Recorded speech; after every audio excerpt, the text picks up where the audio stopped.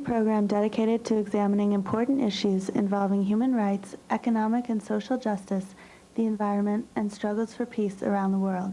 This program is sponsored by the Peace and Justice Center, which works to create a just, peaceful, and ecologically healthy world through education, advocacy, training, and nonviolent activism. Please drop by and visit the Peace and Justice Center, store, and resource library at 21 Church Street in Burlington, or call 863-2345 to find out more about how to get active in your world. You may say I'm a dreamer. This is John Tucker, your host, once again with Larry McCory and Vaughn Carney.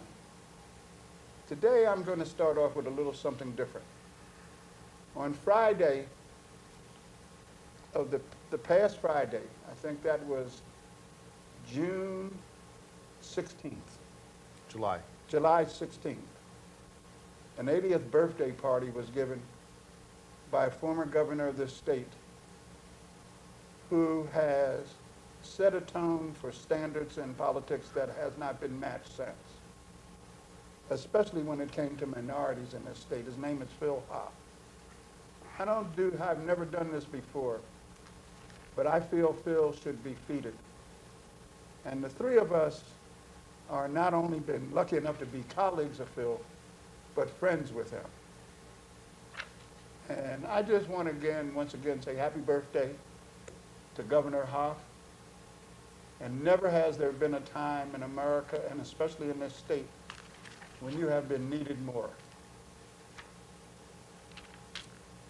And I hope that these governors that precede you or come after you take a look at you and how you conducted yourself when in office. But Phil, happy birthday. And I'm sure that Larry and Vaughn wish you the same. Many happy returns of the day. That goes for all of us, Phil. All three of us. Sincerely. Well, gentlemen, today we're going to start off by talking about Michael Moore's film, 9/11. Fahrenheit 9/11. I'm not going to get into word discussions. 911 is what I call it because I think 911 is appropriate because of the fact that's an emergency number throughout this country. And never has a film demonstrated more that this country's in a state of emergency and chaos. I know what struck me, gentlemen. The part that hit me hardest in this film is when the Black Caucus is coming forward before the Senate of the United States, and it took one senator to back them. Now, I've heard the standard answers, and unfortunately I heard some of that standard answer again on Friday about how the reason why not one out of 100 senators, not one had the moral turpitude to step forward and back the Black Caucus when they were presenting their credentials and their letters, that the reason why that didn't happen was because the House of Representatives was going to vote it down anyway. And my question is, what morality? That shows the difference in the moralities. And I'm just going to leave it there, Larry and Vaughn, because it's really hard for me to speak about that part of the film, given all the historical aspects that was attached to that. And I was saying Larry today, Vaughn, over here, on our way over here, and he shared this with me.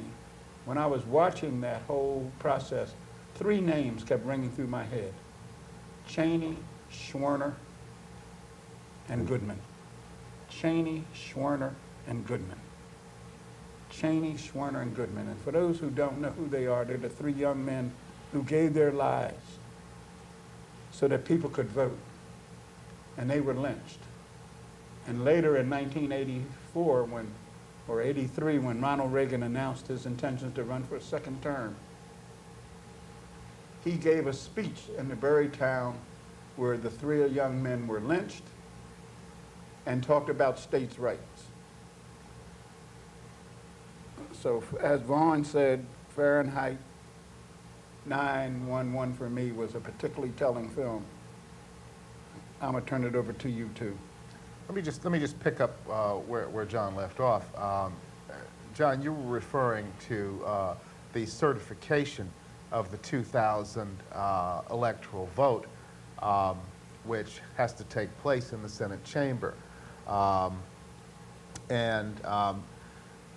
Certain members of the Black Caucus, a significant number of them, came forward to challenge the certification of the vote in Florida. All it would have taken was one senator to raise an objection to the certification of the Florida vote, and the matter would have been put before the full House of Representatives for an up and down voice vote. Not one senator stepped forward, and one of the reasons given was that the Republicans held an edge in the House of Representatives in any case, and it would have been voted down in any case. That's the excuse that's given. But more generally, with respect to Fahrenheit 9/11, I think we have to look at the ugliness in this country that movie has spawned. We've had theater owners, exhibitors, threatened if they screen that movie. We've had bomb threats called into theaters and theaters emptied out during the screening of the movie. We've had individuals representing the right wing going and purchasing all of the daytime tickets for Fahrenheit 9/11 so that working people can only go and see that movie at 11 o'clock at night in most places, the last showing. And I can verify that. It happened to a friend of mine in Washington, D.C., and the theaters were empty during the day. These people would rather make Michael Moore a multimillionaire than allow that movie to be seen. I understand, Vaughn, but I'm telling you, yes, but no group in America has paid more dearly for the right to vote than Afro-Americans in this country. I quite agree. No group. We paid with our blood, our lives, and never was the division between the two communities more clear than when that vote was taking place. The Electoral College would have had to wait to signify that election until the House voted. And never had to become clear to me as Al Gore sat there presiding over this and was nasty to people for trying to save the election for him. He was the one who was elected president. And never did it become clear to me that it's not about party. It's not about Democrat or Republican around some issues. It's about the ruling class of America, which is basically white men, and now women. Because that's who sat in that Senate that day. Larry? Well, as usual, I find myself in the position of agreeing with both of you. No, I'm serious. What a surprise. Yeah, what a surprise. Because in point of fact, that scene was devastating. I can't get it out of my mind. I think about it all the time. That not one senator had the guts to stand up. So what if it's going to be voted down in the House? I mean, what about morality? What about one's philosophical stand, for goodness sake? I couldn't help but, and of course this is only conjecture, but I couldn't help but think if Wellstone had been there, I honestly believe he would have stood up. Thank you very much. I believe I the think same. he would have stood up. Yep. And maybe that's why he's not there. Yeah. And I don't want to get into that. Yep. There hasn't been a group more loyal to the Democrats in this country That's correct. in the last 50 years That is correct. than the Afro-American community. And here were African Americans fighting harder for Al Gore than Al Gore was fighting for himself. It's just incredible. So yes, that was devastating. Yes, I can't get over it myself. But in point of fact, there were several other things in that film I mean, that I can't get I'm over. not saying there were other things, So- but my life was born into an apartheid system in this country, just like the two of you were. And we fought for those rights. Nobody gave us those rights. We bled and died for those rights. And forgive me, the other parts of that film are important, and I'll turn that over to you. But nothing more was I more aware of that never had to become clearer. And the answers that I've been getting from Democrats who call themselves Democrats and all this party stuff that they come down with, that they are as much a part of the problem as the Republicans are, especially when it comes to Afro-Americans in this country. And that's the point that I wanted to make. Well, it's a good point, John, and believe me, all three of us agree on this. Someplace along the line, I'd like to talk about just a little bit Go ahead. what Vaughn was talking about, and that is the reaction to this film. And you know, we just hear over and over and over again about these countries and the terrorism and the violence and so forth. And my God, this country is as violent and has as much terrorism in it as any country that I know of. And that was shown in the various aspects of what Vaughn was talking about a little while ago. I mean, this is a violent society, for God's sake, and there's not a black person in America who doesn't know that, because we've had to live with this terrorism all of our lives, and we still do. I think that Vaughn's comments about the overall film are right on, but I'm not, and if it came across that I was trying to push those comments aside, that's not what I meant. No. No, I no, understand. no. We don't Understand. think that. No. We don't think that at all. No, there were a I mean, lot. I don't want the audience to think that. That film opened with what you're talking about, John, and I swear to goodness, it was so devastating I could hardly get myself together after that. Yeah. But you know what? There were so many things in that film, Correct. I almost walked out on it. I almost couldn't stand it any longer. Well, I was fortunate I'll I tell- saw it in another country. I'll tell you what got to me, for example. I mean, there are many things that got to me, and I don't want to center on anything because it sounds like you're doing it at the expense of other things. The film was superb, and Michael Moore is to be congratulated over and over. No, not congratulated, thanked. Thanked. I mean, shown gratitude for what he has done. I But worry I about swear, Michael when Moore. those kids were playing, I when worry those, for when Michael those Moore's little safety. kids in Iraq were playing, and those bombs went off, and I said to myself, how can any country do this to other people? How can any country do that? And those kids were gone, and the faces on those kids just torn apart. I mean, my God, how can any country do that? It's beyond my comprehension. I'm sorry. Well, I think that, you know, part of the fallout, the ugliness to which I referred earlier, is venting itself, it's manifesting itself in the now naked attempts to stifle free speech in this country. Of course. Linda Ronstadt was fired yesterday by the Aladdin Casino in Las Vegas, because she dedicated the song Desperado to Michael Moore, the producer and director of Fahrenheit 9/11.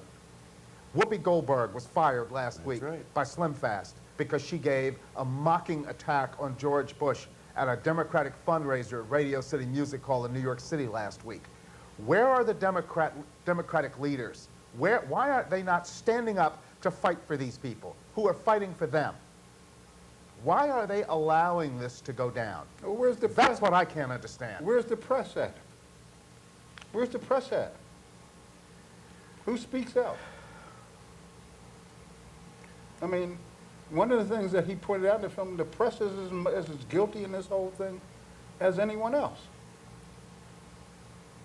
And again, you know, these are not knee-jerk reactions to this film. You know, I mean, how did 152 Saudis fly out of this country the day after 9/12? That's another thing that got to me in that film. Of course.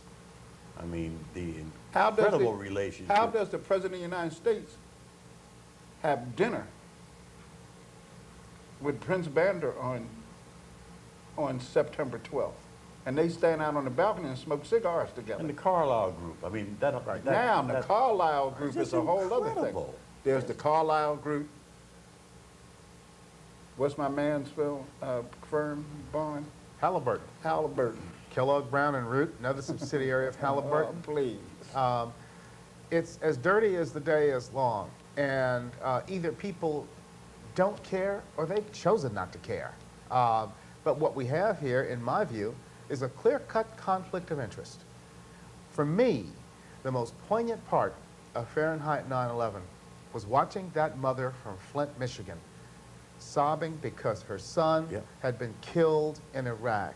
Yep. And she's in Lafayette Square Park, and some unidentified woman walks into the movie frame and says, "This is all staged, this is all a setup." And the woman from Michigan says, "You don't understand. My son was My killed son in Iraq." was killed in Iraq. And she's sobbing, and the woman says to her, "Well, there are others," and walks away. Well, Other what? She's what American. on earth could she have meant by that? She's American. Other cannon fodder?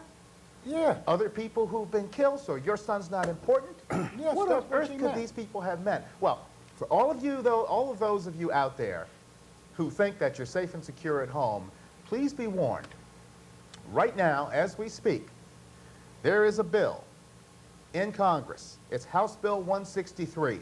It's in committee right now. It's scheduled out of committee in March of 2005, and it's scheduled to be implemented in June of 2005. What does it do? It reinstates the draft. It's a no deferment draft for all men and women between the ages of 18 and 26. It's S9 in the Senate. It's due out of Senate committee in March. $28 million has been quietly appropriated for draft startup costs, and the Pentagon is quietly filling 10,000 positions on draft boards and 11,000 positions on draft appeal boards. And who gets drafted, Vaughn? So we're going to have a full-fledged draft by this time next year. I don't believe it. In Vietnam. Wait and who see. got- I don't believe Wait it. and see. In Vietnam, Vaughn. I don't believe Who it. got drafted? I'm sorry. Well, let me tell you. College students, which has become more expensive now under this administration, the last two administrations, deferred. The people like the Bush and the Quayle stayed at home. And the people who went into the service were people of low income and lower middle class. That's who went. They made up of 80% of the armed forces in those drafts. There were large deferments. And I remember Bobby Kennedy going to a college and being booed off the stage because he had the nerve to say at an Ivy League university that they should be drafted like everybody else should be drafted. So I have to see this bill on the draft and see who is going to be drafted in the end. All right, let me put it this way. It's in committee as a no deferment draft. Right. Let's see how it comes out. Yeah, well, I'll that's what- believe a no deferment draft when I Yeah. see it. Yeah. That's my point. That's my When I point, see too. it, I'll believe it. That's Yeah. my point, At too. this point, I don't believe it. I don't believe it. I don't believe it either. I don't believe it. Please. My feeling is that it won't be a fair draft until Jenna and Barbara Bush are both drafted or enlisted into the service. And Who- I'm not going to hold my breath to wait and see that. Let's not even just pick on Jenna and Barbara Bush. How many people in the service? In the House? How many parents? One. In the House One. and Senate have a child in the service? One. Joe Biden, One. And he's in Iraq. he's in Iraq. Joe Thank Biden you. has a son in Iraq. I mean, so let's be clear. When Moore was going around trying to, Oh, what God, did that what was they was saying? incredible. What were they saying? They didn't want to hear it. They brushed him off. They walked away. That's right. When he You approached know. members of Congress to ask them if they would sign up or enlist their children to serve in Iraq, he was looked at as though he had stepped off Mars. That's right. They didn't want to hear word one about any of that. But this is not unusual. Vietnam was fought by the poor, the minority, the uneducated, the underprivileged, and the unwashed. That's right. This is going to be no different from Vietnam. That's exactly the way it's shaking out right That's now. exactly the way it is. And, you know, for all of those people out there who wholeheartedly support this war, I'd just like to put the question to them, is the life of your son or your daughter worth this effort? Think long and hard about it. Because if the answer is no, and I'll wager that it is, then why should the life of anybody else's child be any more expendable? Why should people Think see, about it, people. Think. So why should people see this film? Why should people see this film? I've talked about one part. You talked about the conspiracy to keep it from people. Larry talked about the bombs in Iraq. But there was a lot of things in this film that Michael Moore brought to light. My other question is, Well, you see, who's guarding the Saudi Arabian embassy? yes. The Secret Service, as Oh. it always has. Why? Well, that was a very interesting scene that I had almost forgotten about until you said that. That Why, was a Vaughn? very interesting scene. Yeah, why? What's that about? Yeah, why? Come on. Why do you think? It's the same reason that we're in Iraq. Sure. It's about oil. But you, That's why they are guarding the Saudi embassy. That is I know why that you're the well, United States I know has that you had- are well versed about what the Secret Service was created for. Yes, And yes, what I its am. duties in Washington are supposed to Yes, be. I am. Yep. Yes, I am. So let's hear it. And let's Secret remember Service. that 15 out of 19 of the hijackers We're Saudis. were Saudis. Okay. So let's go. And we're in Iraq. Why was the Secret Service created? Secret Service was created to guard members of the executive branch of government, the judiciary, and certain members of the legislature. The Secret Service was created to defend American officials. So how, and I'm asked that question, how did they get from there? I mean, is Saudi Arabia the 51st state? Is that what everybody's telling me? Might as well be. A territory, one of our territories? Or do they have the status of St. Thomas? Or Well- Guam? Well, It's an unofficial U.S. territory, John. That's what it is. I worked in Saudi Arabia in the 80s. I know the country well. I know the dynamics of the place. And it's about the oil, and that's all. And if people were so concerned about a flowering garden of democracy in the Middle East, why not start with Saudi Arabia, which is a police state and a theocracy? It's one of the most brutal places I have ever seen in my life. Why aren't we concerned about the rights of Saudis if we're so concerned about creating a garden of democracy in the Middle East? Why Iraq? What other scenes in Michael Moore film stick with you? Well, there were many. There were numerous scenes. The bombed out nature of Flint, Michigan, which is his hometown. The Now that- recruiting practices?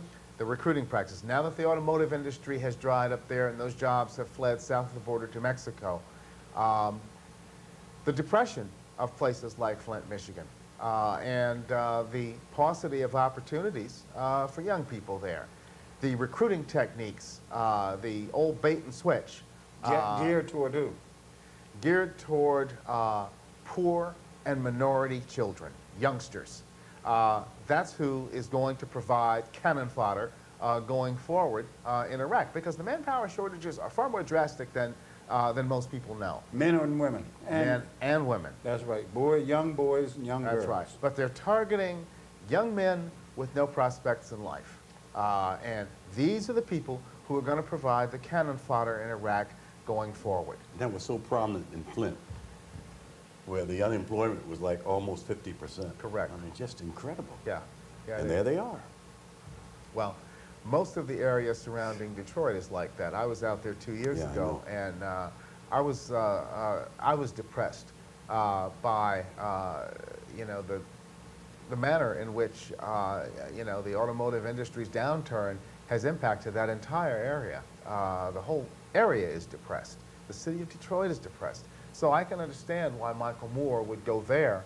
That's his hometown. And interview and talk to people about the impact that the war in Iraq is having on them. What other prospects do these young people have? None, really. And they're lured into the Army with all kinds of false promises. Oh, you can be a musician, you can be an engineer, you can do this, you can do Remember that. the recruiters? Yeah, The two recruiters walking yeah, the Marine around? recruiters. Two The Marine recruiters. right. You know, you ask about the film, why should people see it? I find that very depressing, and the reason I find it depressing is because, again, I think we're preaching to the choir. I mean, I think the people who go to see that film, like the three of us, as examples, already know most of this, and so there are no big surprises, and we certainly support the effort and everything else that went into making this film. I'm gonna But tell you- I've talked to people who are not of our persuasion. But I, And you should hear what they're saying about Michael Moore making up this stuff, about him exaggerating everything, I mean, they have so many excuses for not getting into this and not believing. and again, It's I'm not gonna go even funny. to that point again, Friday, when I got the party line Yes. about how the Democrats aren't at fault because they don't control the House, and that's why they didn't step forward. Well, And Al Gore, I think we're in bad shape, John. I think this country is in horrendous shape. And I'm worried still. I'm so worried I don't know what to do. It's very depressing. Every day is depressing now. I mean, I look at the latest poll. well, Vaughn, It's even. Vaughn, How can it be even? Vaughn pointed With out. even All be that close? information out there. How can this even be close? How can it be close? I don't understand it. I swear I Is freedom of speech guaranteed in this country? You as a lawyer? Yes, it is. Yes, guaranteed. Is it? Well, it doesn't give you the right to shout fire in a crowded theater, as the old adage okay. goes, but it's the freedom to swing your arms as long as you don't hit somebody else's nose. So you think That's freedom of it's, speech? it's appropriate what happened to Whoopi Goldberg? No, I do not. What happened to Linda Ronstadt? No. The Dixie Chicks? No, no. And other people? No, what happened to Natalie Mays and the Dixie Chicks, what people are saying is, okay, you've got freedom of speech in this country, but that doesn't free you from the consequences of what you say, which basically takes away with the left hand what you're giving with the right. Of course. I mean, that is a But in conservative effect, you Here- don't have freedom Here's of what speech. bothers me with that scenario. Okay, now they went after these, you know, and that's not all the people they went after. How come I've never seen this concerted effort from these do-gooders, you know, this religious right, who wants to set the tone for the country? How come I don't hear them talking about things like the KKK, the skinheads, the Aryan Nation? How come I don't see them going after them with the Because- same kind of passion? Because if you scratch a conservative, you'll find a racist. That's why. I'm just going to put it And- right out and- there, and right out because- there in and- front. And because, as we said in an earlier program, racism and racist behavior never rises to that level. It never rises to the level of concern in most people in this country. Because I heard a woman attacking an Islamic, a guy who practices Islam. And he pointed out to her, she was going on, this is an evil religion. And he just looked at her. He said, there's 1 billion of us. And he said, why don't I hear y'all talking about the KKK more? Right. And other things, you know, and see, Based there's, on Christianity, you know, and incidentally. this self-righteousness, and I mean, and you know, you and I and Vaughn were aware of what happened in Florida. We were all aware of, but nothing was more telling than the opening of that film. As I sat there and watched Al Gore, and he was nasty to these people. Yeah, I know. Vaughn, I mean, it was Dick Cheney up there. Might as well have Dick Cheney doing it. You know? No surprises there. I mean, where was Joe Lieberman in the mix? You know? Well, the party line, John, is that we didn't step forward because we would have lost the vote in the House of Representatives anyway, and it would have been purely symbolic. By law in this country, what group really got the vote last? Not until 1920. And women, Technically. technically, right? Yeah, yes. Okay? They didn't feel the pain. Right. They didn't feel the pain. There must be 18 women senators in there. Well, nobody wanted to be the long pole in the tent. Nobody wanted to buck the Senate establishment. Nobody wanted to depart from the established rules of the game. And that's what it is. It's a game. It's a club. It's the most exclusive club in the United States. Most of the senators are millionaires. But they have common interests, John, and they're not going to buck those interests in the name of, but certainly not in the name of black people. But the propaganda that they keep throwing out, and that's why people like myself and others like us are always speaking up, and they're so angry all the time because they sit there and talk about the wonderfulness of the Constitution, and they don't even practice the Constitution. That they even had to have a law for us to vote tells you how one-sided this thing is. And then there's Saudi Arabian thing. That's a disgrace. That is a disgrace. That is a total disgrace. And I fear for Michael Moore. So tell me why Americans aren't upset about it, if it's a disgrace, and it is. And I'm going to tell you And what. it is a disgrace. I'm going to tell you so why. why aren't people angry? See, there is a dream in America, and the dream begins No, with that. I don't mean those people. I mean I'm people who have talking nothing. about all of us. All of us. Ah, you're opening a can of worms there. Why do people with nothing That's right. so closely identify with the crimes of the wealthy, and particularly, That's as right. George Bush in the movie calls them, well, I'm surrounded with the haves and the have-mores. That's I call right. you my base. That's right. That's right. That's right. It's the haves and the have-mores. That's why. fine. I understand. I understand that. Let me explain. Okay.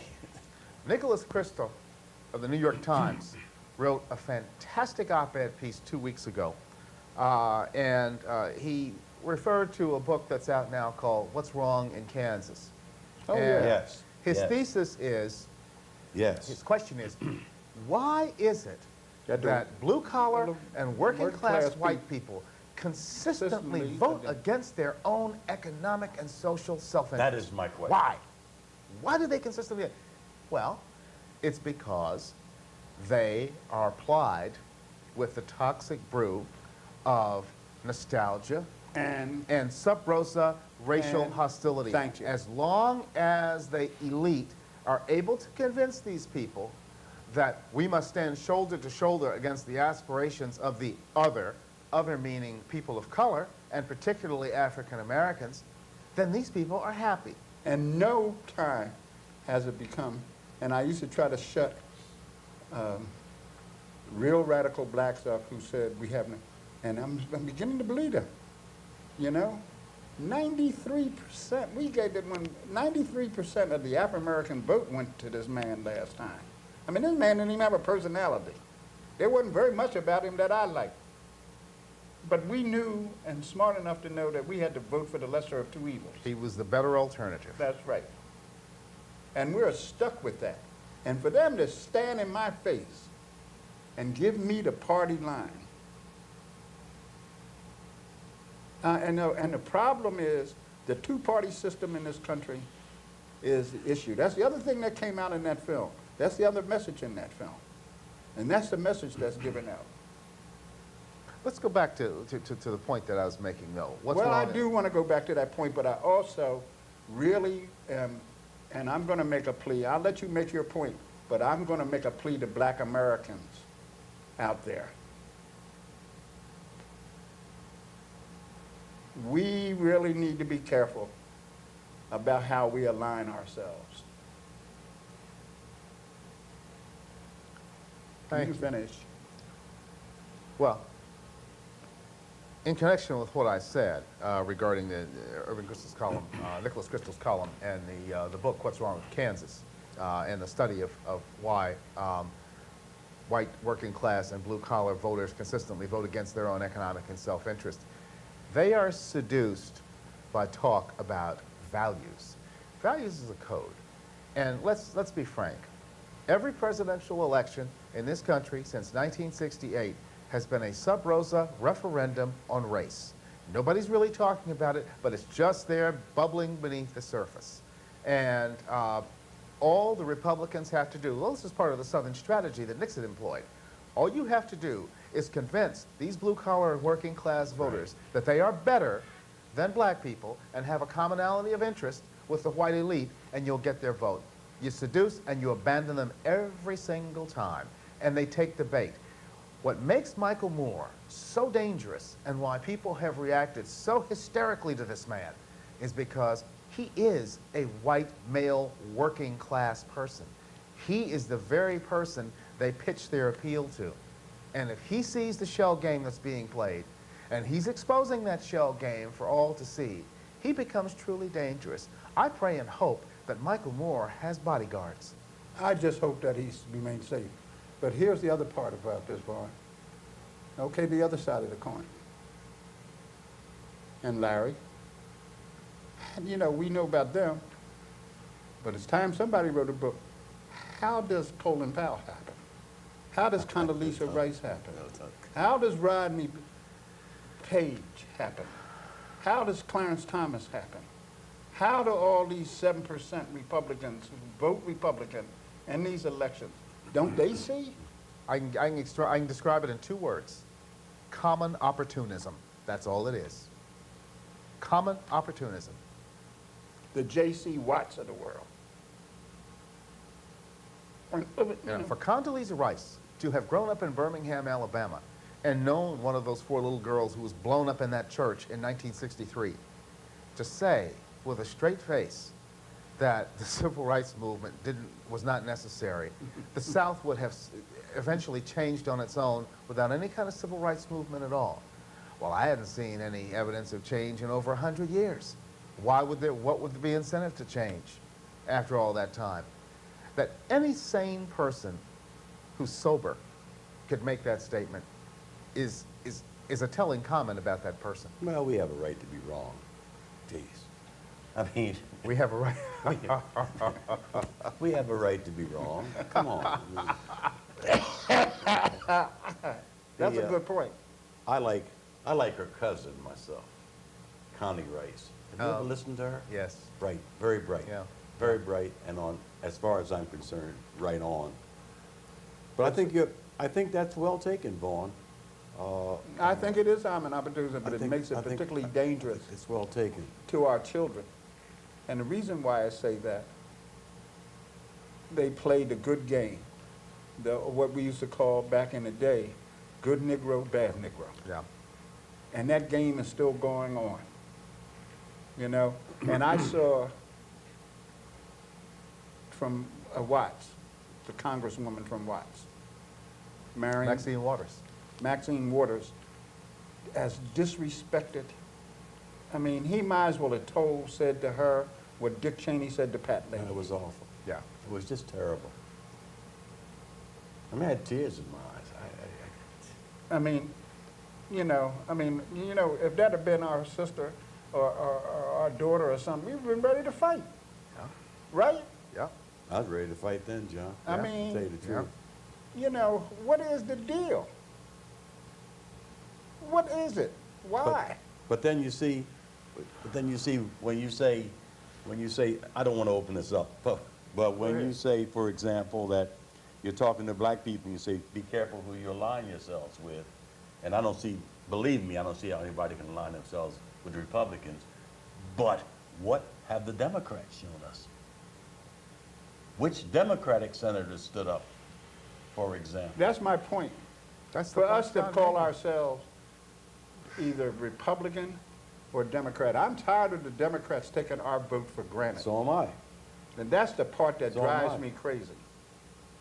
But what alternative do you have? Well, But that there you that go. might So be we're true. always stuck But between I a don't rock and a think hard that we place. broker our votes hard enough, Vaughn. Come on. Well, the Republicans have the already written off the black vote. They've made it very clear they're not interested Not in even it. trying. So, where do Not you even where going do you to the go? NAACP. Look what Where do you go? Clinton put the worst crime bill through, he and Janet Reno, that is so unfair. Offenders are going to jail that have no business going in jail because of that crime bill.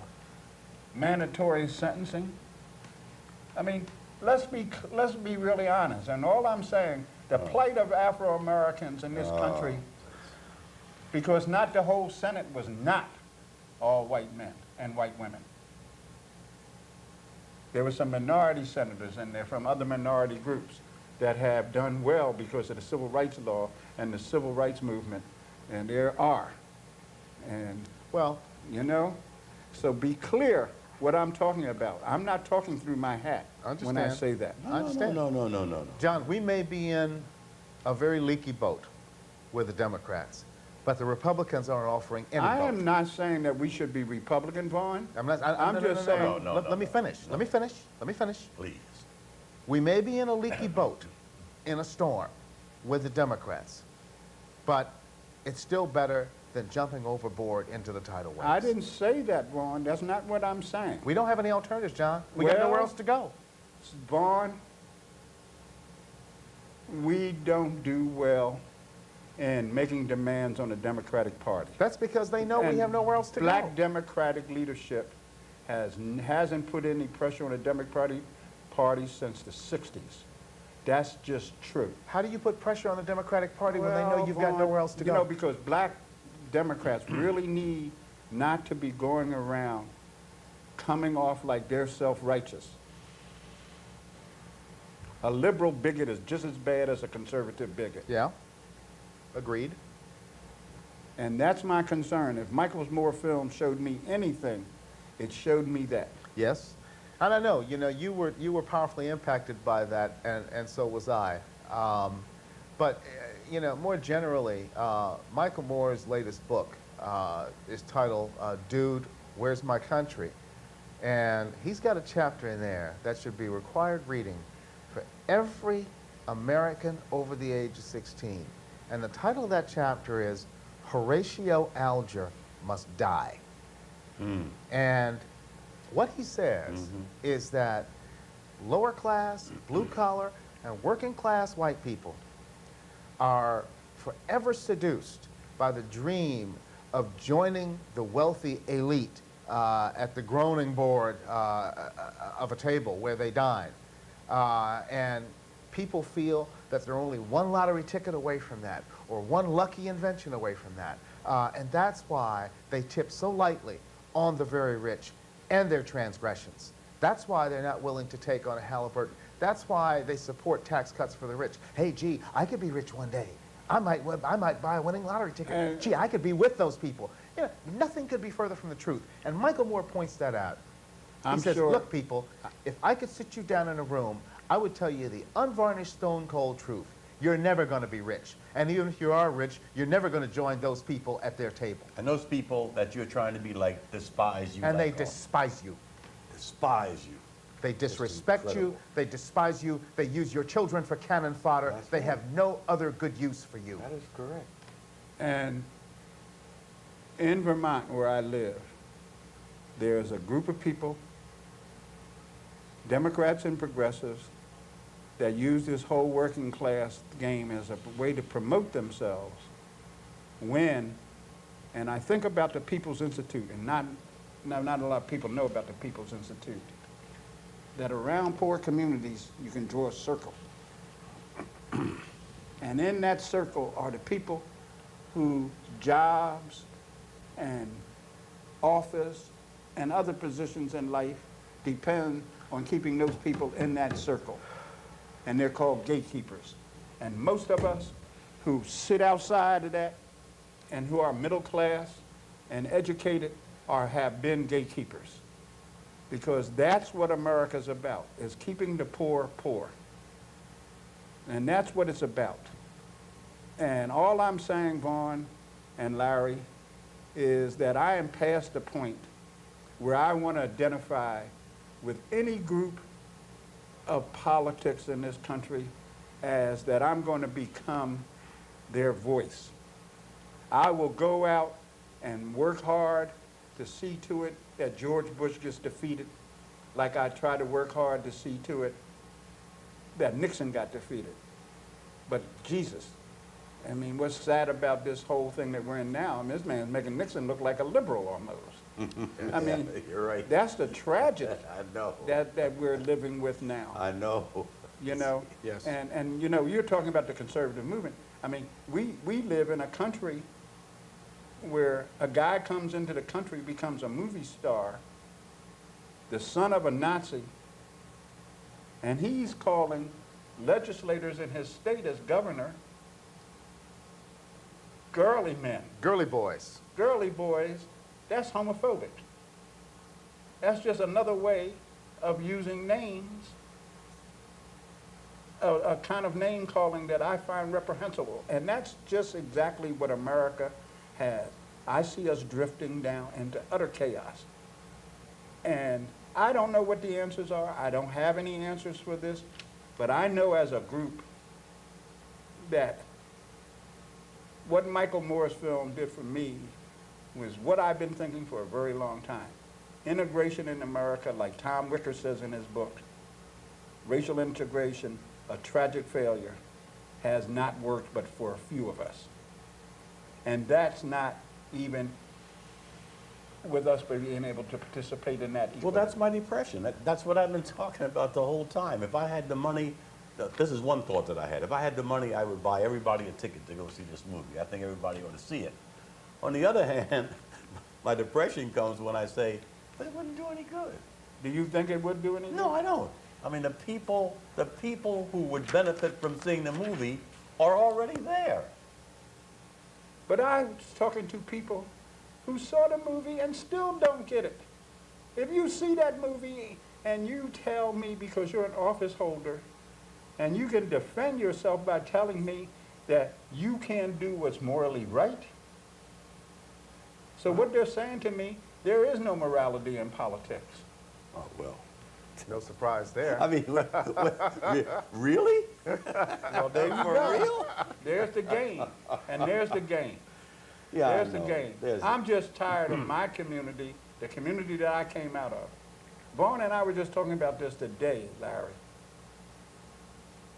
I mean, I almost wish for the old days back. I mean, in the old days, man, I mean, you know, the rules were clear for us. Nah, I don't wish for the old days. Well, I'm telling you, I really don't. I have At least found, not I my have, old days. I have found in these communities that black fight out of the cities has been just as damaging to black communities as white flight. I honestly agree with you, John. Well, it's been worse. I honestly agree with It's you. wor- it was no worse. question about it. Because somewhere in our middle class minds, we really believe that white America wanted us, that white America was integrated for us. And Tom Wickers makes this point clear in his book, Racial Integration, a Tragic Failure. Oh, yeah. It's a That we wonderful blew book. it because we didn't understand they have had laws forever. If they don't choose to follow the law, they won't follow the law. Well, they You haven't can't had- change but they their haven't hearts had and laws minds forever. with laws. Yeah, I know that. I realize that. And but that's what but I'd Michael, rather have the laws than not have the laws. but that's what Michael Moore's Whether they follow film- them or not. That's what Michael Moore's film done. I listened to Byrd, who is who belonged to the Ku Klux Klan himself, a Democrat from West Virginia. And most Americans don't even think about it. He said they turned the Senate and the House, and he said he just is disgusted with Democrats. They gave this man right, for the first time a president had the right to declare war without know going to either house. That's the danger. That's what Michael Moore's been saying. All three of his films, I see it. It started with Roger and Me. Then he moved into it, Bowling for Columbine. Right. And now he's progressed even further. This book I haven't read yet. I've read his other books. He's talked about these issues and talked about these issues. So You know, and I sort so of tell felt- me why the polls are even. I keep asking that same because question. I'm asking you, when was the last time you got polled? Oh, nobody's ever asked me Oh. anything. When's the last time you sat on a jury? No, well, I don't want to say the truth. But Nobody's have you ever been asked me asked? anything. No. Have you? No. I haven't either. They don't call. See, I don't know that's what. why I'm suspicious of the polls. And forget about the Hispanic community, because I know they haven't asked any of them. First of all, because they don't believe in bilingual Exactly. No. participation. Right. I mean, look what they did to the Haitian community in Florida with that. Yeah. You know? I mean, what I see is an America that is in deep, and I said this to Vaughn today, Larry, again. When you look geopolitically at the world and read the political science of the world, every democracy has turned into what, eventually? A dictatorship, eventually. Well, what are we living under? Well, we're drifting in the direction of a totalitarian state, what with the violations of privacy under the USA Patriot Act. I mean, Yeah, but yeah. But Michael Moore points that out. We invaded Iraq for no good reason. Yes. But people are saying, but it's okay to give up your rights in a time of terrorism, in a time of war. I mean, Let me ask you a question. what hope is there if everybody, if, You know, if the populace is A behind? guy named Rico Diamond who lives in our community. Yes, I know Rico. I saw him, he was speaking, and Rico said something that really caught my eye. He wanted to know, were there any acts of terror in America before 9/11? Yes, Of course. yes. We've lived with it all our lives, John. I went And to he the, was not just talking about the the 182 black churches that were burnt No, down no, in the no, no, previous no. 10 years. How far back do you want to go? Oklahoma City bombing was not done. And I remember when that bombing happened that people were saying it was Middle Eastern, yep, right? correct. Correct. Okay? The two, and I mean, there are groups in this country that are plotting and bombing and robbing and stealing all the time that are terrorist groups. Well, let me put it to you more bluntly. I went to the Abenaki powwow last weekend down in Shelburne, and the Native American, some of the Native American vendors were selling these T-shirts, and it had a picture of a Native American, and it said, "Department of Homeland Security, fighting terrorism since 1492." Thank you. Perfect. Thank you. Thank you. You know, the two films are even connected in some way. And he gave the statistics to Americans. 1492. I mean, those statistics, I was struck by that. 11,287 Americans shot down in the streets by other Americans. Canada had 165 deaths. They got as many guns as we do That's per right. capita. That's right. That's right. That's right. They're a big hitting hunting and fishing country. Yeah. We invade a sovereign nation, and that's what hit the other Without thing. provocation. Without Without provocation, without evidence, based on what? Based on Dick Cheney's Energy Commission, Not which is top Dick secret. Cheney is not the only one. Excuse me, which is top secret and which was protected Vaughn. by their. Let me finish. Yeah, Excuse but me. you keep Excuse me, come on, no, come on. no. Let me finish. Which was protected by the Bush family retainers on the Supreme Okay, Court. those some other names out there. Okay, that's all I'm how it saying. was protected. When they got together, that committee, that commission, was ordered by the National Security Council to find ways to assist America with its energy crisis. One of the topics that they discussed in private and in secret with captains of industry, people like Ken Lay of Enron and others, was exploiting new sources of oil and gas. Now, what do you think that meant? I Why do understand you that. think they were fighting so hard to keep those proceedings private? And if they don't and do it secret? that way, they do it another way. Did you see 60 Minutes Sunday? No. Guinea, in Africa, 500,000 people. You know what the Guinean government's getting out of the oil? 12%. Yeah. 12%, Larry. Exxon and Mobil are keeping 88% of those profits. You know what the population there? And this is the other way American terrorism is spread. The average salary of the average person in Guinea, 500,000 people in the country, they're on the equator, $1 a day. It's less than $1 a day. See, America has a lot of ways that we do.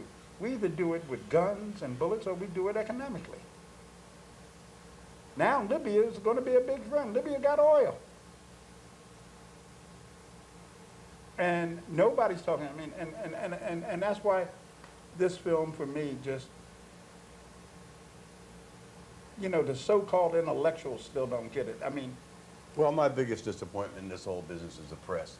Because, you well, know. there you are. We I have mean, stayed away from that conversation. I mean, at least in the old days, we could sort of look to the press, at least some of the investigative reporters and Yeah. so forth, the whole business with Nixon, and so, you know, and you can't look to anything now. I mean, There's not one. everyone is saying the same thing. Everyone is afraid to stand up and say anything different. You know, there are some lawyers and I really say, and I don't think Michael Moore could, I think he could have paid more attention, that are really trying to make the United States adhere, who are defending these people who are being detained. I mean, Right. there are Sure. groups of Right. lawyers That's in this true. country, I know. and, That's and true. they're really, and that's because of the press again, because the other institution that has failed the most, that I think that Michael Moore pointed out in this film, next to our government and private industry, is the press. It's the I press, know. sure. And the press has become the lapdogs That's right. of the right wing That and is the Bush correct. administration. Absolutely. Well, I just saw another documentary not too long, and while I was in Canada too. Which one was that? The one about the other conspiracy that's going on in the country. I forgot the name of it right now. The name escapes me. It was just shown in Montpelier this week. Oh. But I don't know. I know, folks, that we've got about 2 minutes to go today. And there is so many viewpoints about this film. I think that I saw it under the best possible circumstances because I didn't have to put up with any intellectualizing by the average American who saw it, whether they be conservative or liberal, or consider themselves friend or foe. I saw it in a foreign country. And they seem to get it better than most Americans. And in there, it wasn't just... That shouldn't be surprising either. And the reason why I say that is that it was in a country where they haven't had a majority government in the last 40 years. They are forced by their election laws to form minority governments, which means that you have to reach out. So consequently, I'll get off that kick. And they have an anti-racism clause built into their constitution. And a woman's right to choice. That is correct. And We're talking what, about Canada, We're folks. talking about Canada. what you do in the privacy of your bedroom and who you do it with is your business and nobody else. Well, I still maintain, and I think we ought to get another plug in, I still maintain that if you haven't seen this movie, it really is worth seeing. I think that irrespective of where you stand I don't on even the think that issue. we've explored the whole thing. I think we could do another hour on this movie. Well, I think we've just skimmed the surface, but what comes across more clearly than anything else is what so many of us have known for the longest time. Of course. George W. Bush is nothing but a face man and a front man for a number of very evil, venal interests in this country. Who have been plotting and planning for many, many years. That's right. In other words, folks, see the film. Please see the movie. Please. Even if you're a Republican, if you're a dyed-in-the-wool Republican, your pockets are being emptied every day. Please do yourself a favor. Think outside the box. Think outside the square. Learn not to think as a group. Learn to think for yourself and as an individual, because that's what this is all about.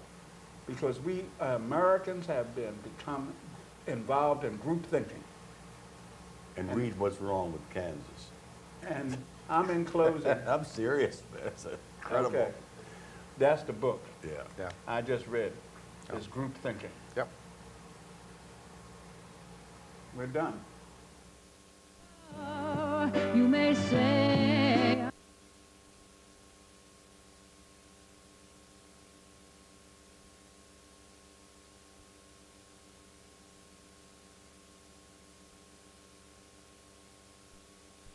Welcome to the Peace and Justice Review, a weekly program dedicated to examining important issues involving human rights, economic and social justice, the environment, and struggles for peace around the world.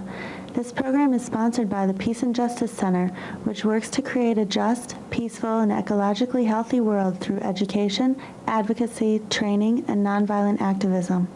Please drop by and visit the Peace and Justice Center, store, and resource library at 21 Church Street in Burlington, or call 863-2345 to find out more about how to get active in your world.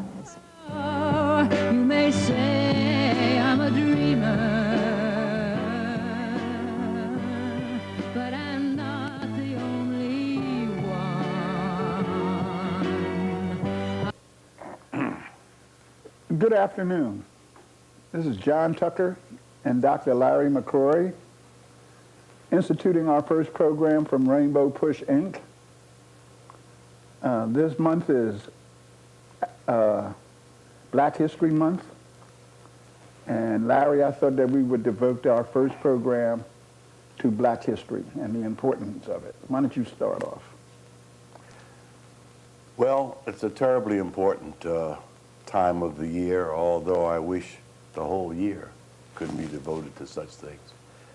But one of the things that has troubled me personally is that many of us people of color have allowed a whole generation to grow up ignorant of our history. Are you talking about people in color or Afro-Americans in particular? I'm talking about Afro-Americans in particular, but actually it's probably true of all people of color. Right. Obviously, I'm most concerned about African Americans. And quite frankly, I think that's tragic. I mean, I think we as a people cannot afford to overlook in any way every bit of our history. You know, I can remember, and I have to excuse me for going back a bit, but I have to remember as an adult finally beginning to understand who I was. Let me just be honest about this. I had grown up believing that the way out of this horrible problem that we had as a people was to be as white as possible. I think all of us, most of us, let's say, of my generation, grew up with that kind of thrust. And thanks to Brother Malcolm, more than any person, than any other individual, I and my wife Connie began to read our history, to try to get our hands on every book that was written by a black person and so forth. And we began, when we came to Vermont, we used to drive down to New York because those kind of books were not available here at all. You're talking about the Schomburg? No, I'm not. I'm talking about Brother Elder Mishaw's Black Bookstore in Harlem. Right. 125th Fifth and and 7th Avenue. Avenue. That's right, you know it. And Elder Mishaw was a brother who really had his head screwed on right.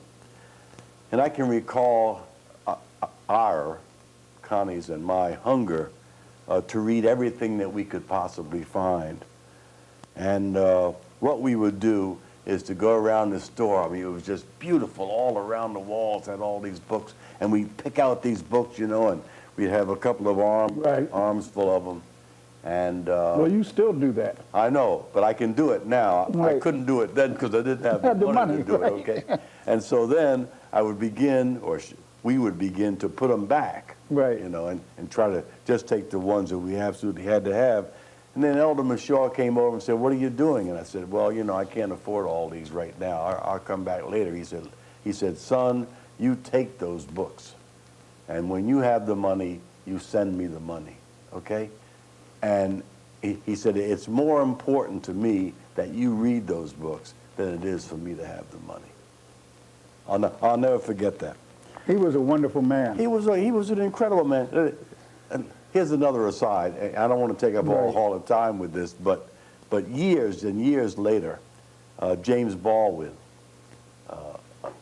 came to visit the University of Vermont, and we had lunch with him. And I sat across the table from him, and I told him that story, and he said Elder Mishaw had done the same thing for him years ago. Just incredible. And this was in the early 60s you're talking about. Yes. I had just moved into New York. And that was one of the places that I would go because Harlem, even though I lived on the Lower East Side, those were remarkable days. I lived on the Lower East Side, Larry, on 9th Street between 1st and 2nd Avenue, on the second floor of a 5-story walk-up.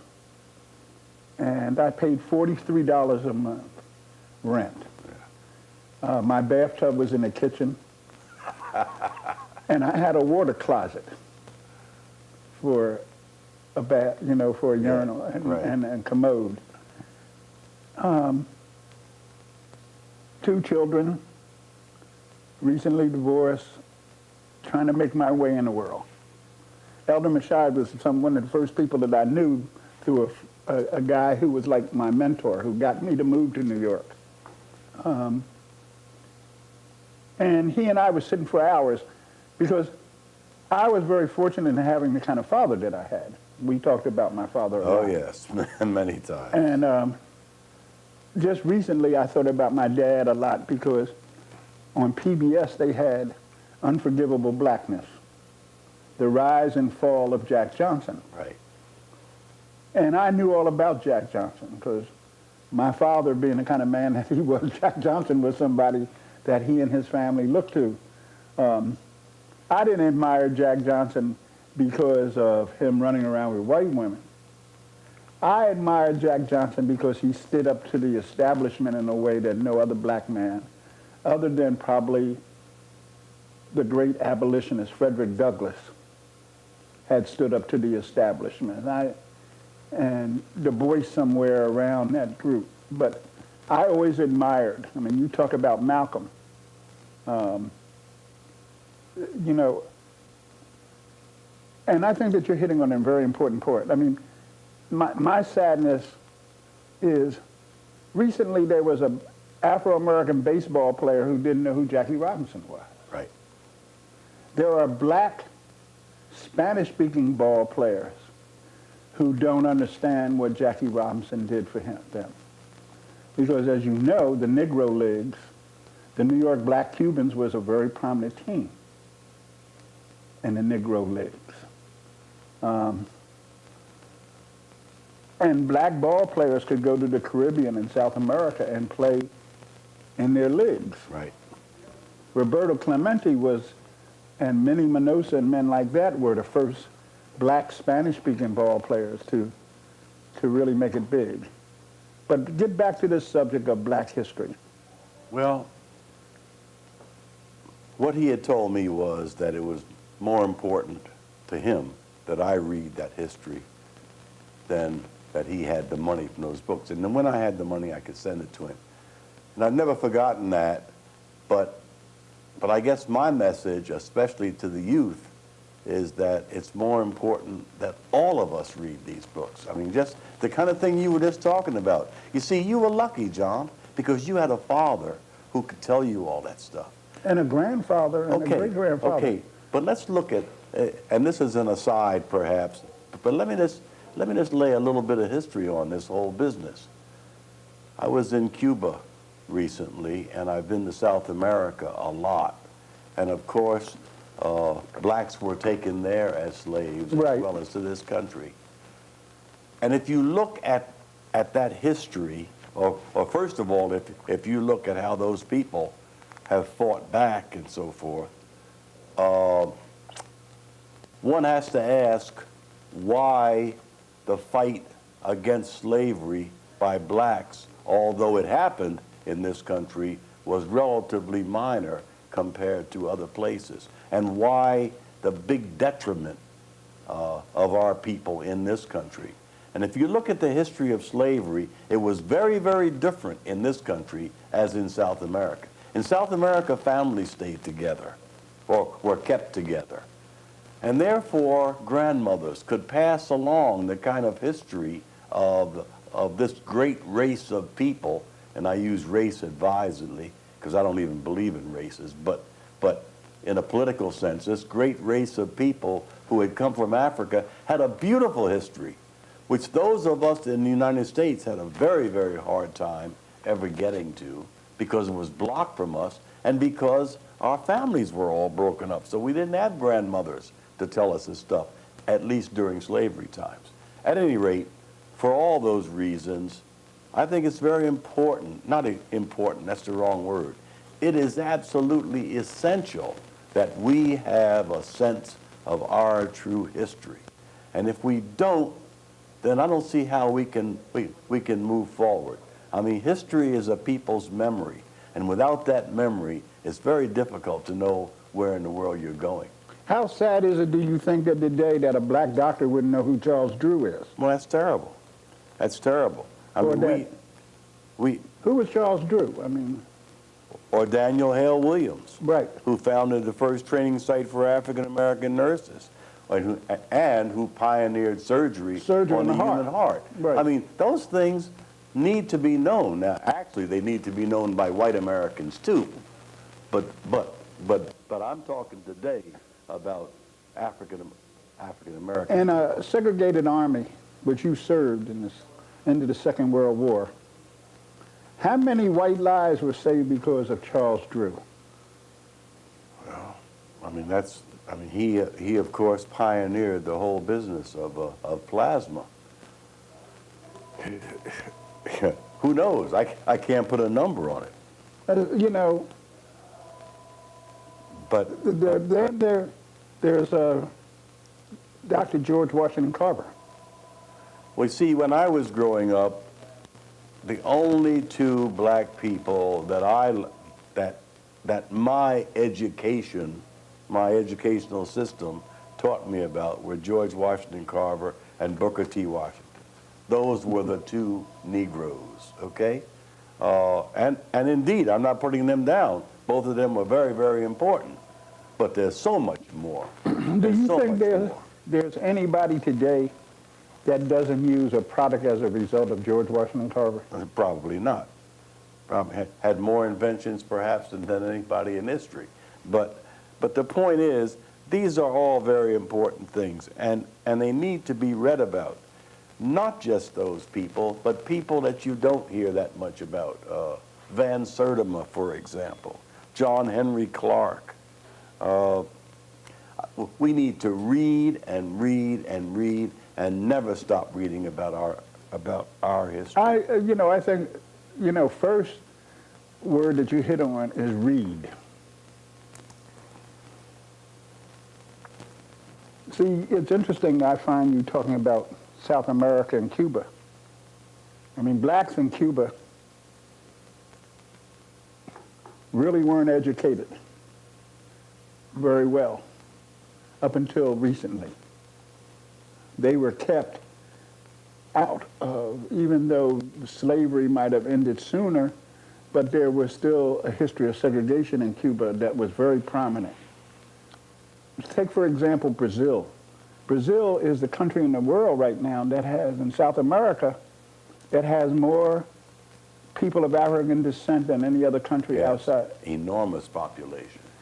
And has a percentage, the lowest percentage of people of African descent going to college and literacy. So, while I agree with your statements on one hand, look at what happened to Haiti, how America, and what I'm saying is I think that these people were also punished in another way, that by being kept out of the mainstream of their countries, not being educated, not being well read.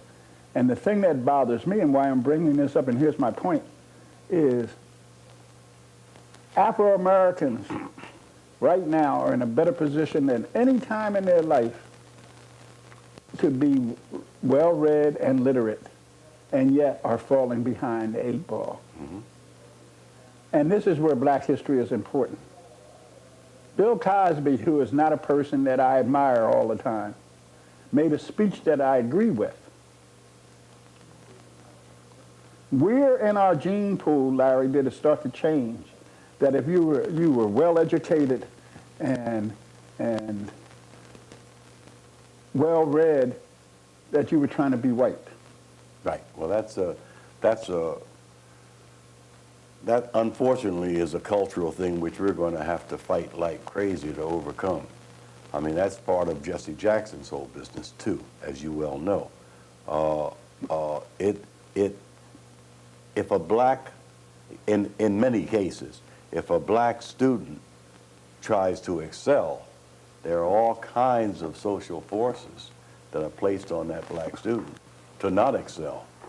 I mean, that person is selling out and so forth. And that's something, I mean, I think Cosby's absolutely correct. That's something that we are going to have to fight like crazy and make learning and make reading and make all these things high ideals. Well, see, this is why, as opposed to sellout positions. Recently, I was interviewed for an article which I wasn't quoted in. They did a thing about studies against, circles against racism, which they tried to do in Burlington. One of the comments I made in the interview that one of my huge concerns was anti-racism is a subject matter that needs to be taught to Afro-Americans also. One, because of internalized and lateral oppression. Beginning with Afro-Americans, I can remember there wasn't a black college in America because a lot of, probably the largest percentage of Afro-Americans that went to college went to Afro-American schools that didn't present courses about George Washington Carver, about W. Du Bois, and so forth. I don't see those subjects in places like Philadelphia, for example, with a large number of Afro-American teachers now on the scene. And present generations, Afro-Americans aren't teaching Afro-American history. Well, I don't want to make a blanket statement like that. I'm not saying... Obviously, that's true of some people. Yeah, I'm not saying all. I mean, and that is a blanket statement. You're right about that. But I don't think that there's the... when we were growing up, we had our own newspapers. A lot of guys that I grew up, we all knew who W. Du Bois was.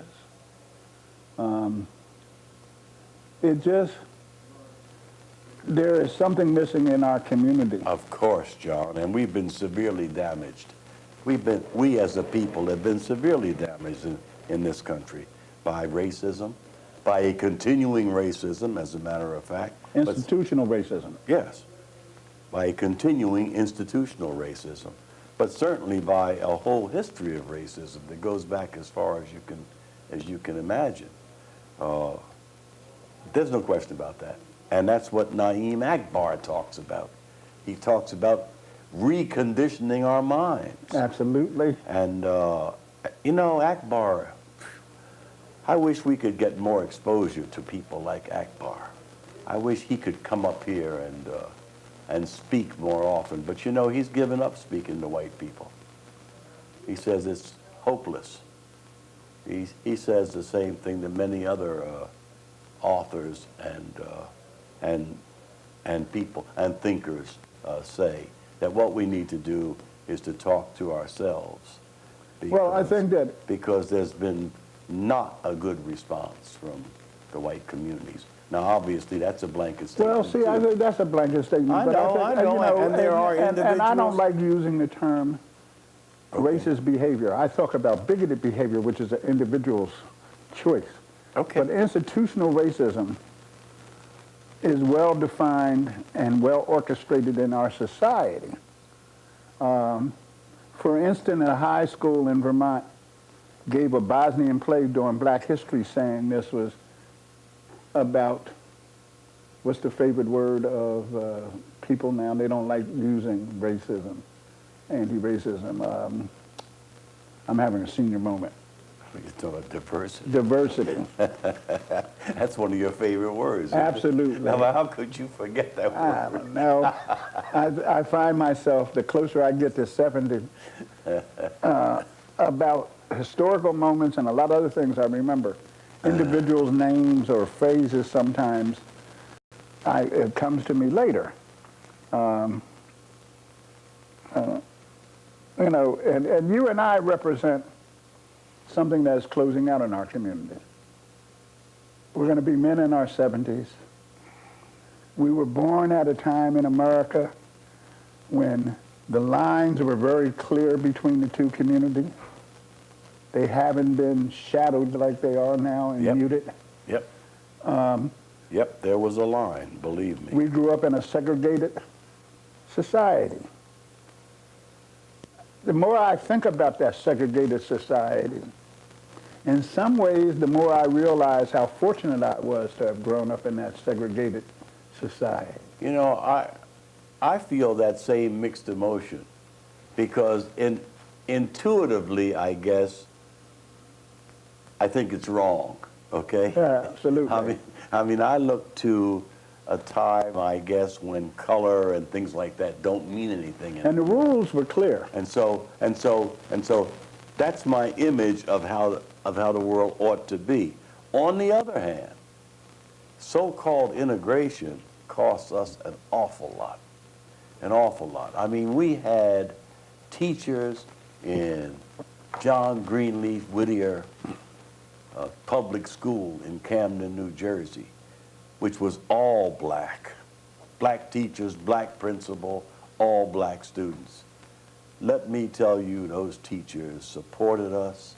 Those teachers made sure that we learned, you know, whatever we were capable of learning. And it was an entirely different system to have that kind of support system under you. Yeah, And when integration came along, And we I- lost a lot of that. I agree with you about that because I Okay. grew up in a segregated black community, that black middle class and poor lived in the same community, Right. rubbed elbows. Sure, and so you had role models. You had a doctor across the Right, street. and You had a even though- lawyer down the block. That's right, and so forth. and even though I came from a kind of middle income family, I in those days was considered middle class because of the education levels, but certainly our lot in life was no different or any better than any other black person in America. Right, Consequently, right, there was a joining of hands and mind against a common foe, which was segregation. right, Of course, it made me angry that I had to sit in the balcony of some movies, right. that all those things played a part in my world, that the justice system then isn't much different than the justice system of today. Hasn't changed that much, has it? And Too bad. recently I had a white lawyer play that game with me. How things are better. See, conditioning is a very interesting thing. I was thinking about the other thing that, you know, in America, sports has played a very prominent role in the 20th century in this whole business. Unforgivable Blackness, which I love the name of, which is W. Du Bois called Jack Johnson. Yes. What was Jack Johnson's sin? One, he dared to be heavyweight champion of the world. When John L. Sullivan and James Corbett and all of them had a pact that no black man would ever fight to be heavyweight champion of the world. And if you were heavyweight champion of the world, that meant you were the biggest, baddest guy in the world. And white men wanted to keep this title for themselves. Well, along came this black man, and there was no question when you looked at Jack Johnson, a sense of biracial and all these other words they like to use today. Jack Johnson was a black man. And Jack Johnson didn't look down at the ground when white people approached him. Right. Jack Johnson fought and participated in athletics under the kind of conditions that would have killed anyone else. Yeah. With the vilest of names and so forth. His big sin was his interaction with white women. Yes, of course. Which is Of course, we Which know again is unforgivable. that has never been a sin for white men, given Thomas Jefferson and a lot of other people's history in America. And one of the things on this program, this 2-hour program that was on PBS on Unforgivable Blackness, was a whole thing where one of the people who were commenting, because there were people like Stanley Crouch and James Earl Jones and other people were giving commentary, was that Jack Johnson threw out in white men's mind the first thing that there's competition for the affections of women in this country. Because white men took the affections, there weren't any affections. Now, when you take a slave girl and make her your consort, that's not an affair. White women were their prime goal and so forth. They didn't give white women the right to vote until 1920 in this country. So white men didn't want the competitive issue to be an issue when it came to women. The reaction against Jack Johnson was the result of a movie that movie people, and that's why I have a real hard time with movies, the movie industry in this country, as a great movie, Birth of a Nation, the vilest, the most savage film ever made by about a group of people, Cecil B. DeMille, that the President of the United States took his Supreme Court, the cabinet, the Congress. It was the first movie shown in the White House. All watched this movie together. The chief of the Supreme Court said this was a wonderful movie. He was a former Klans member himself. And I like to point out to people that these people who they put up as great jurists, like Oliver Wendell Holmes and Brandeis, were people who viewed that film and didn't protest against it. So consequently, let's be really clear the role of black history in America. Muhammad Ali comes to mind. Absolutely. I thought about him when you talked about Jack Johnson and being, you know, one of the first people to stand up. Right. The difference between Muhammad Ali and Jack Johnson, even though he was charged with a crime, he never went to jail like Jack Johnson did. He would manage to stay out of jail. Yeah, but he certainly stood up and he certainly sacrificed an awful lot 5 years of a prime career. to make that stance. A prime career. I know. His best year. Well, You know, and I find it interesting that today he's this revered, loved figure in America. And now that he has suffered of this Parkinson's, and how I lived through those days, how he was hated by white America and parts of black America, like Jack Johnson was. See, because that's the interesting thing about black folks. We're afraid, a large amount of us, when black men do the kind of things that Muhammad Ali and Jack Johnson did. Jackie Robinson later became a pariah in the community because he spoke out too much.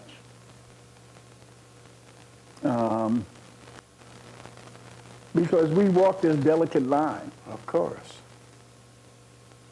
And, See, we fear for ourselves, and we fear for our jobs, and we fear for our image, and we fear, I mean, all these things are outcomes of our history. For example, how many black kids know about Nat Turner? Or Denmark Vesey, Right, or Gabriel Prosser. that's right. And one could go on and on and on, because in point of fact, we were told that there was no fight against slavery issuing forth from the black community, and that is not true. There were rebellions all over the place. You mean we all didn't look like Gone with the Wind? No, I don't think so. Miss Scarlet, I come to save you. No, I don't think so. You mean we all didn't act like Big Butt? Well, a whole bunch of us did, but that doesn't mean that there weren't, that there wasn't a fight, that there wasn't anger, and that there wasn't insurrection. Wasn't Frederick Douglass a slave when he ran away? Listen, fire insurance was very high in those days. Okay, a whole lot of my master's house got burned down. All right, so there was protest. There's no question about that. But you see, we're not supposed to know these things, and that's why reading our history, our true history, is so utterly important. So we know who we are and of whence we came. You mentioned John Henry Clark, who was a very interesting person who died about 4 or 5 years ago. Probably the greatest black historian of our time. Probably.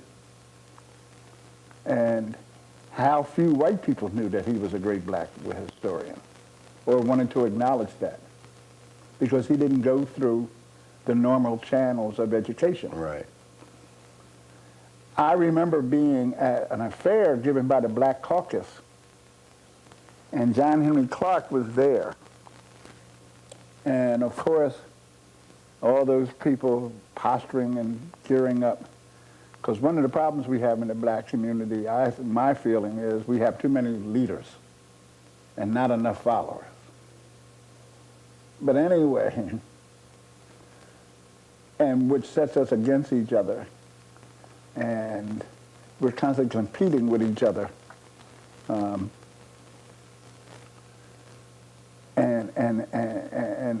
white people have played on this. But white America has benefited by this. But tell me about Clark. You know, John Henry Clark was the last speaker of the day. Right. And he said that he had just come back from a recent tour of Europe. For those of you who didn't know, John Henry Clark was a very prominent black historian, friends with Nkrumah and people like that, and really, anyway, he was the last speaker of the day, and he was going blind. And he said he had just come back from Europe and had eaten a power dinner with one of the Johnson family, the Johnson Publications, Right. Jet, Right. Ebony, Right. and how good they were feeling. They both were in their European, Italian suits, smoking a big cigar. And he said, and then the two of them stood on the corner for a half hour trying to get a taxi cab. And he said, why did I tell you this story? Because in America, a nigger is a nigger is a nigger. And that is correct. And consequently, I tell that story because of the fact that a lot of people don't like me because I intend to be unforgivably black. I am proud of us as a people, both individually and collectively. My heroes tend to be black. I tend to relate to those things that I feel close to. You know, I grew up believing that Jack Johnson, George Washington Carver, W.E. Du Bois, Charles Drew, and others that you have mentioned, the authors that I like, James Weldon Johnson. You were talking about the black author. He's a modern writer, James Baldwin. Oh. Who's still, black kids today don't read James Baldwin. Absolutely fabulous person. I mean, writer, thinker. Because one of the, and I right. still believe that one of the issues, because a problem in our community is our homophobia. And that Well, Baldwin has suffered with a lot of modern black historians because of that. Well, you see, I don't want to talk about the last election because I'll start crying again. But that's what I think happened there. I mean, one has to ask oneself, at least I ask myself about that election. How you could be black and vote for George Bush. Exactly, exactly. You can be homophobic. You can be homophobic. And when you look at 80,000 in Ohio, I mean, come on. The most solid block of voters has been black voters, okay? There's a famous black Against the Republican Party. And organizer that who thing- suffered the same And thing. that thing changed like crazy in this last election, and I believe it's because of the homophobic thing. I mean, people would rather. It seems my take on this is that people would rather give up their civil rights and all the things that have been gained over the last few years, rather than see some man holding another man's hand. Or some woman with a woman. Whatever. You know, Whatever. And man, that is so sad and so sick, but the saddest thing in our community, besides this internalized oppression that I was talking about, is these kind of things about being anti-gay. How can we as a people even begin to deny the greatness of gay black men and women in our community. Exactly, exactly. And anyway, what does that have to do with me?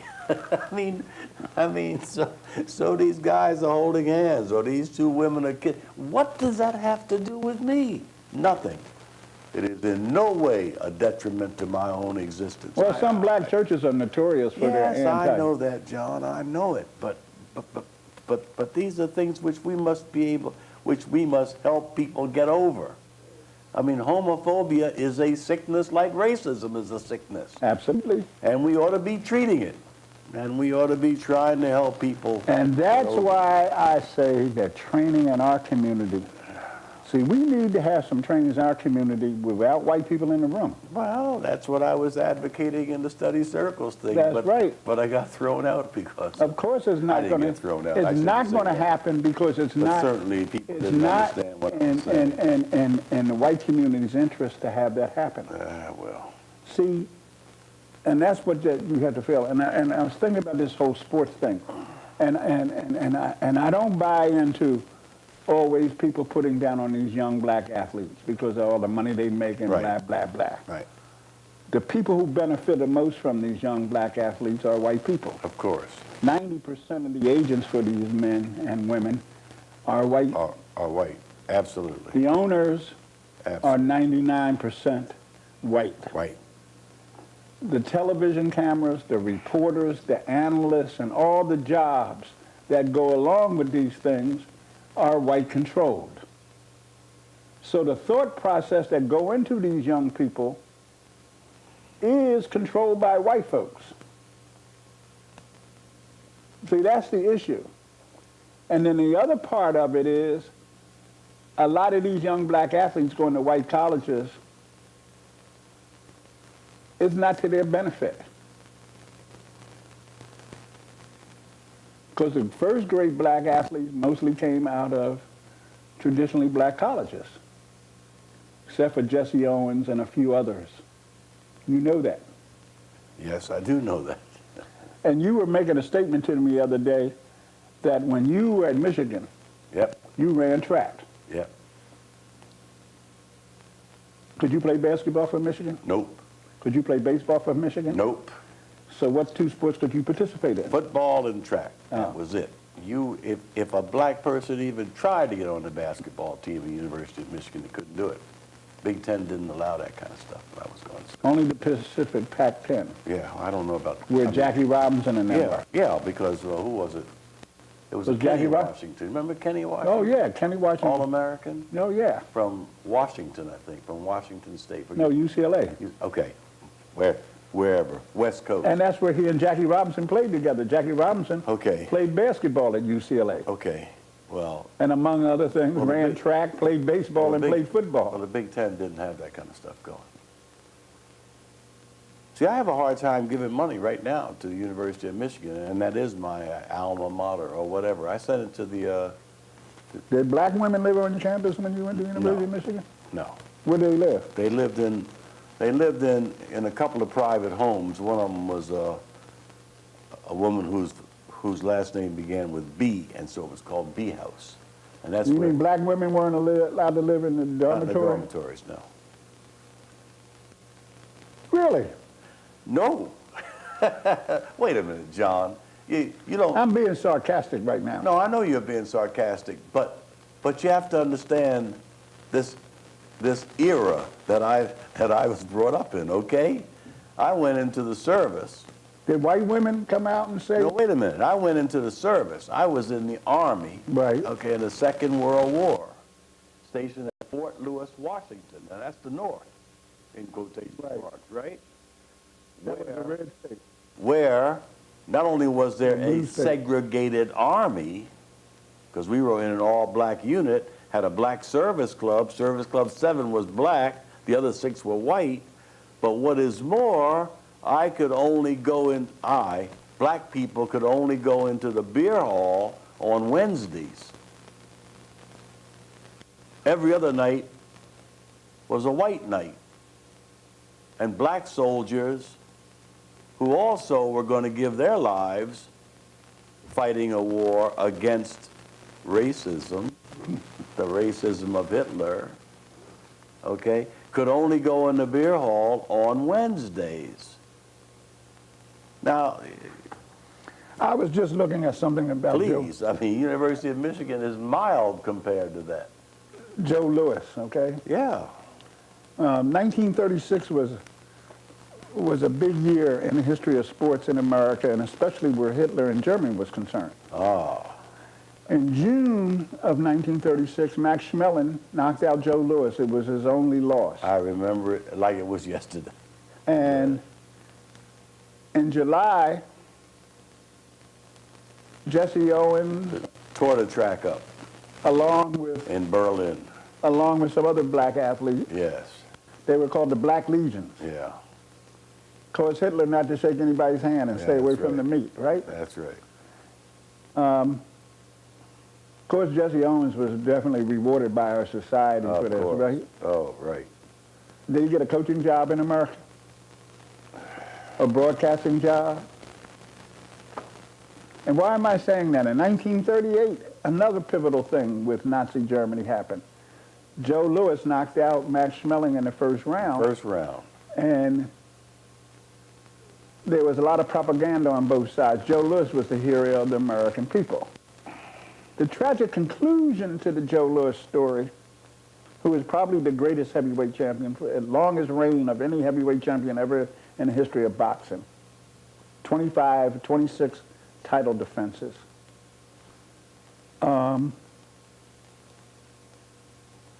At the end of his life, Joe Louis died a pauper Right. because he was charged taxes by the American government for purses that he had contributed during the Second World War to the Army and Navy Relief Fund, whole purses. One in excess of $1 million. And he was hounded Hounded by the IRS. right. Max Schmeling ended up being a millionaire because Coca-Cola went to Max Schmeling after the Second World War and made him a spokesman for the Coca-Cola company in Germany and Europe. Max Schmeling and Joe Louis became friends. Because what people didn't realize is that Max Schmeling wasn't a Nazi. Right. He was a victim in this whole thing himself.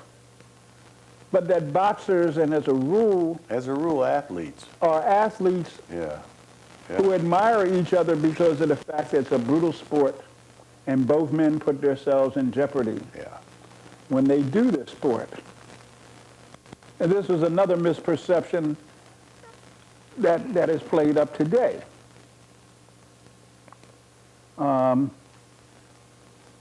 Jackie Robinson, and sarcastically today I asked you, who's dead at 53, was a diabetic.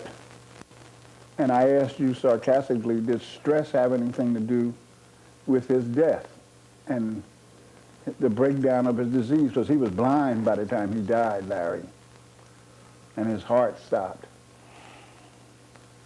So you mean that we never paid attention to the fact that in 1946 through 1956, when he was out on that baseball field in 46 and 47 alone, the toll that played on him as a young man? I honestly don't understand people who can do that. I mean, it's hard enough to hit big league pitching, okay? But imagine having to stand up there when the Phillies let a black cat out of the bag, when the fans are screaming nigger, nigger, nigger all over the place. How in the world can you possibly hit a ball? I am not a fan. It's just incredible. I have never. Incredible to me. I have how never anybody rooted can for do that. any team in Philadelphia except one when I had two friends playing for it, and that was when Wilton Guy Rogers played basketball. I have never rooted for the Eagles or the Phillies because of all the racism that existed in Philadelphia around sports. My favorite college team in Philadelphia has always been Temple University. Temple University. And Temple was the only school in Philadelphia where 3 blacks were allowed on the court at the same time. And this wasn't until 1954, 1955, 1956. Jay Norman, Guy Rogers, Hal Lear. Great players. LaSalle had one or two, Jackie Moore, Al Lewis. St. Joe in Philadelphia didn't have a black player until the late 60s. Mm-hmm. Jack Ramsey, who's seen as a big man, was the big coach at St. Joseph's. Notre Dame never had a black football player until 1960. See, it wasn't just the Big Ten. It was all the schools, you know, and I see the pitchmen, which is what I call ESPN in all these places. I told you that, you know, ESPN was selling black history. They had Jackie Robinson, Joe Louis, and Florence Griffin Joyner. Mm. I mean, I liked Florence Griffin Joyner. She was gorgeous. But of course they had Was to there talk, no mention of Jesse? Was there no mention of Euless Peacock? or the great half miler from Pittsburgh, Oh, my God. John Woodruff, the high jumper from Ohio State who No, won the really? high jump. They weren't mentioned? No, Oh, okay. Well, look, we're talking about black history, and obviously you are a fountain of it. And I guess at least that's partly due to your father. that and the fact that my dad, But also because you read an awful lot. And I guess all I'm saying is my kids read a lot. I am pleading to African American youth to read about our history. But that to begins- know where we've come from. But that begins in the home, Larry. I know it. But if it's not happening in the home, then here I am trying to say do it anyway. Shaker Heights, Yes, I know. Cleveland. Cleveland. I know. one of the richest communities in America. Yes, I know. Black kids in Shaker Heights are averaging 500 on their SAT scores, Larry. You get 300 for writing your damn name. It is not just happening in poor communities, it's happening in middle-class black communities. I know it, John, and I'm saying it's a cultural thing. We have to have the- It can be turned around. It can be. That's what Cosby was trying to say. Well, of course And it can- everybody put him down. But let me tell you, I mean, he left a lot of things out, and I could put him down for that. There's a lot of stuff But that he left out, and what I objected to Bill I know. is that Bill came up with nothing that he was going to do positively himself Yeah. to change any of that. Except that he has done a lot. He's given so much of his money to Oh, black yeah. schools, it's not even funny. I mean, that's a, But- but I'm with you. I mean, he didn't have any positive program in all of that. All I'm saying is some of that, and you started out saying this early in the program, some of that stuff that he was saying was right on, Oh, God. right on. Where is it in our gene pool? And that's right. And so that to me is a function of our own community. We don't need people to do that for us. We need to do it for ourselves, and that's precisely what I'm saying. And I'm Look, talking, Let me tell you something. We just lost one of the most beautiful black people that ever lived, O.C. Davis, Ozzie Davis. Ozzie Davis. But here's what I want to say, though. I want to say this, because while Larry is on this trend, black parents out there and black community, it is time to get your act together. It is time for you to teach these children and understand that white America's not here to do that for us. That we need to be doing this for ourselves. Our history is rich. And I said this in November at an event that was held in my honor. I will not be satisfied with Susan B. Anthony and Elizabeth Stanton statues being outside the Smithsonian until I see a black woman statue beside them, someone like Harriet Tubman, or the numerous other black women in this society that have contributed to the well-being of women and their race. These are the kind of oversights that black America is not paying attention to. Should Susan B. Anthony and Elizabeth Stanton statues be out there? Absolutely. But shouldn't a black woman statue be out there? And some other women of color? As long as we allow these disparities in history to go on in America, we will continue to lose our children by the thousands. And that's what we're doing. Because our kids grow up, a lot of our kids growing up, not believing that there was anything. That's what internalized and lateral oppression are all about. I know. Everything good is white. John Tucker is anti-white. There's a lie. What I am is anti-individual bigotry, and what I am against institutional racism. You know, where police departments, including the Burlington Police Department and every other police department in this country, who deny that racial profiling goes on and that their police subject black people in this country to this every day. It is a lie. It is a lie substantiated by statistics. And other black people who play into white people's hands by not standing up to the system. I'm not asking you to be a revolutionary, but stop going into dark rooms and putting other black people down so that you can curry white people's favor. And we do this. Sometimes we're our own worst enemies.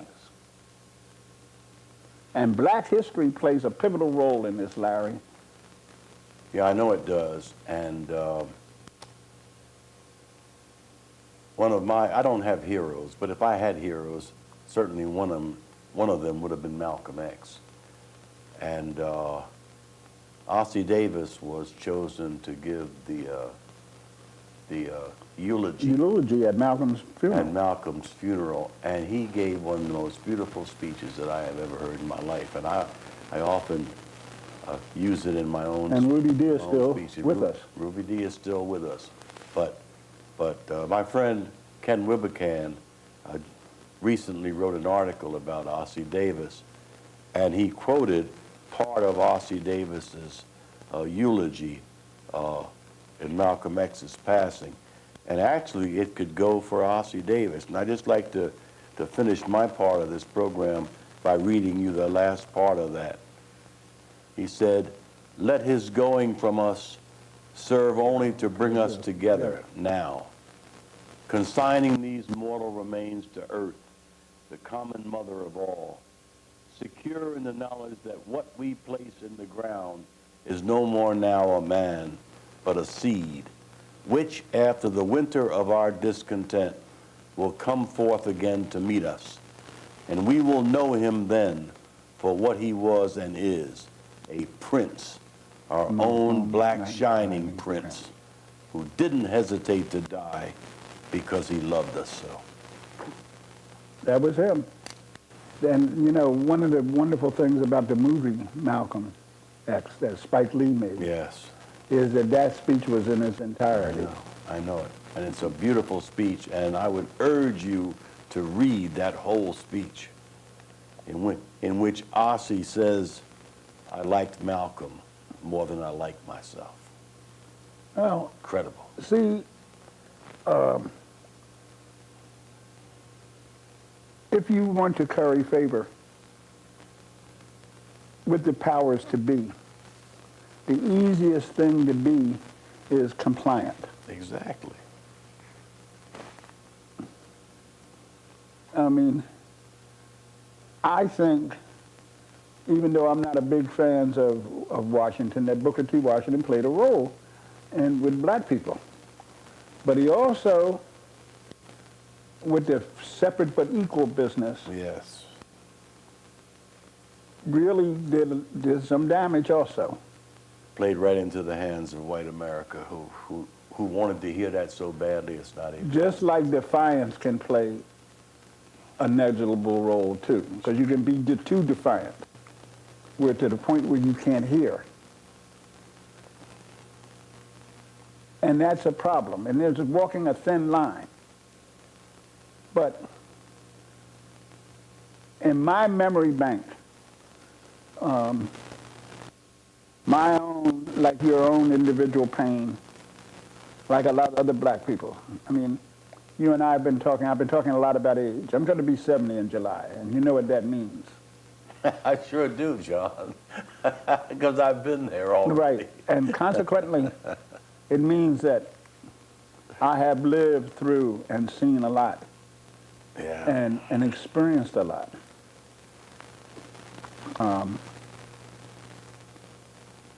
There was no such thing as the liberal North when I grew up, even though I grew up in Philadelphia. I mean, was the South worse? But that's like saying, is a knife wound as bad as a bullet wound? Oh, sure. One of the authors that I read used to talk about up south and down south. Right. I mean, Philly was notorious. Yeah, I grew up the same place you did. Yeah. Boston was no better. Please don't. We're not talking about Boston. No, but I'm talking about there was no place that was any better. No, there wasn't, of There, course. you know, it was always one of the interesting interludes. I mean, things that happened after the Jack Johnson fought Jim Jeffries, who they brought out of retirement to fight Jack Johnson. Yes.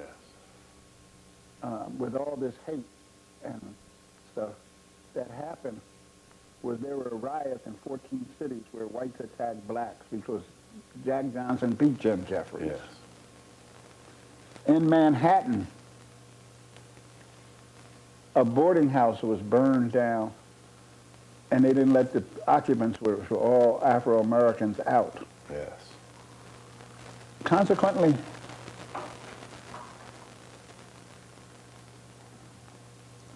we're going to do a second program sometime in the next 2 to 3 weeks going on, because Black history is very important. We're coming to the end of this session. And I'm hoping that in next sessions we will pick a specific person or a specific time period and talk about that in terms of Black history.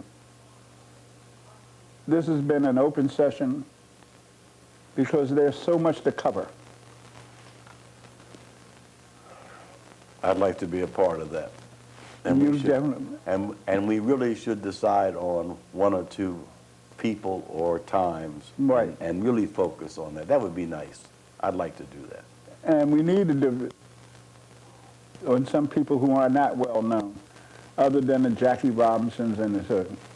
What I'd like to do is find out as much as I possibly can about someone like Charles Drew. And plasma being so important in medicine, blood transfusions. I mean, there are no major operations without plasma being present. And I think it's time that this man get to do, and that America start recognizing his contribution, all of us. And I know I'm alive because of him today. And so consequently, I'd like to thank you, Larry, once again. I'd like to thank the public. I wish members of the black community would attempt to hear some of the advice that Dr. McCrory made. Good night. Thank you, John, for Yeah, it's over. the opportunity.